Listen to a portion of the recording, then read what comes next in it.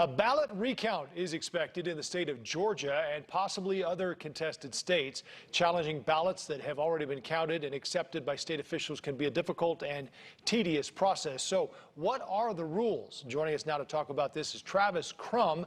He's an associate professor of law at Washington University in my hometown of St. Louis. He also lectured at the University of Chicago Law School.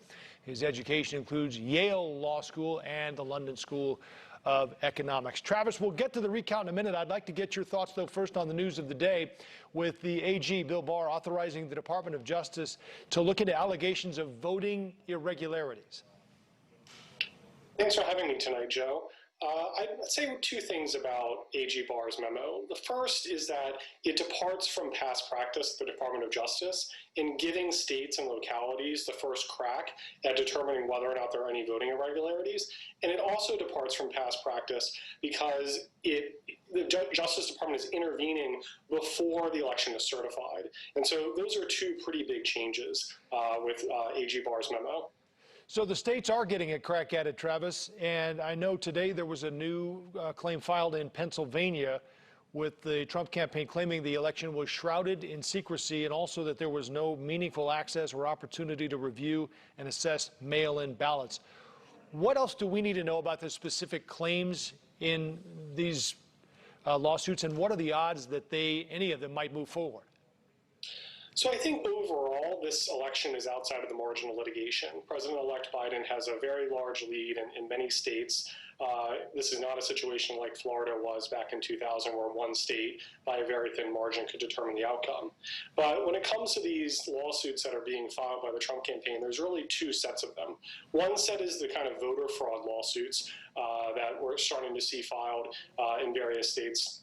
And the other, like the one in Pennsylvania that you're referencing, is really a challenge to absentee ballots that came in a 3-day window after Election Day. And the Pennsylvania State Supreme Court said that that was okay under Pennsylvania law. But the Trump campaign is unhappy with the number of ballots that came in after 8 p.m. on Election Day and is seeking to challenge those ballots. Now, the number of ballots that are at issue in that case, we don't have a precise number yet, but it seems unlikely that it is going to be more ballots than Joe Biden's lead of 46,000 votes in that state so far.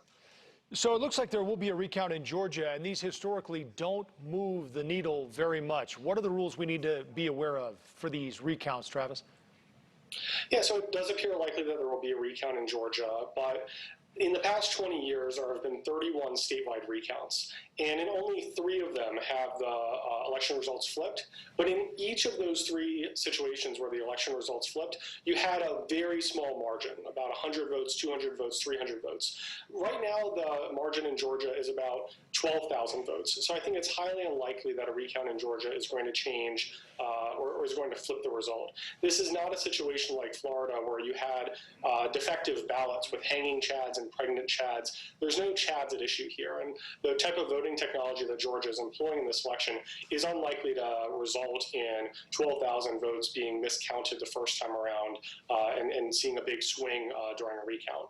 Nonetheless, the president's brand is to fight until the end. How long do you think it takes until we get a resolution or an answer on all of these? There's several key dates coming up. December 8th is the so-called safe harbor under the Electoral Count Act of 1887. The Electoral College meets on December 14th, and of course the inauguration is on January 20th. I think when this ends, when Trump eventually concedes, might come down to pressure from within the Republican Party. But we might also see him never kind of give a gracious acceptance or gracious concession speech and kind of hold on to this loss even after he leaves the White House. Travis Crum, Associate Professor of Law at Washington University in St. Louis. Thank you for your time, sir. Thank you for having me.